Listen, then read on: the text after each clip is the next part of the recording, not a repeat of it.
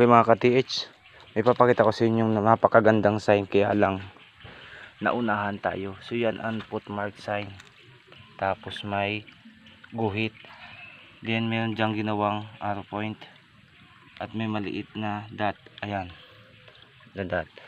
Nakaharap siya dyan sa bato na may box marker. Ayan, pero wala dyan ang item. So kumpas tayo dahil meron siyang punta tayo ng south. So norte yung bato na yan. Ayan, punta tayo ng south. South, makikita natin itong bato. Ito. Tapos may passageway. Diyan lang nakuha yung item, mga ka-TH. Dito lang nakuha yung item. At itong bato na ito para na din siyang pointer. Dito lang, binakbak lang. Napakaswerte na nakakuha nito. Makaganda. Ayan, malaki-laki yung nakuha nito. Ayan mga ka-TH. Ayan, napakalinis, napakaganda. Ito halatang binakbak ito. May takip yan dyan. Baka ito yung takip nga niyan. Malinis yung pagkano. Yan yung pinaglalagyan ng item. Ayan. So andun lang yung footmark. So laging nakaharap sa araw talaga kadalasan yung deposito nito.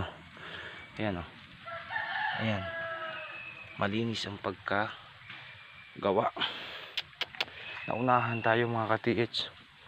At dito din natin makikita yung parang ginawa nilang dyan simento. Ayan, dahil nandoon yung Y na sapa. So galing dito sa napagkuhanan 340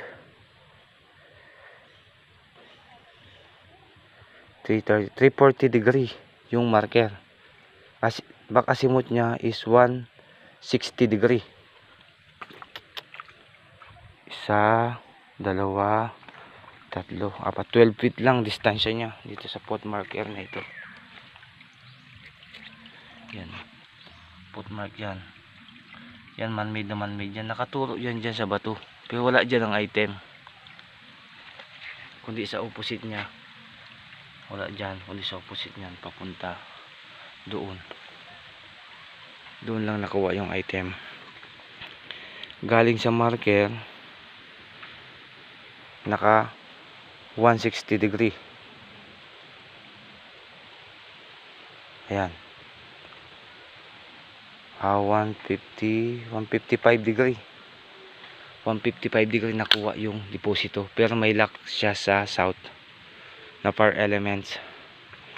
Yan, pagdating dito naging passageway siya papunta dyan.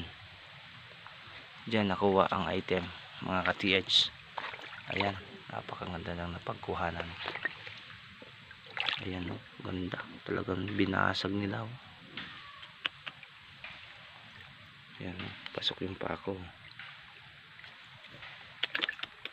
Nakuha na mga ka-TH.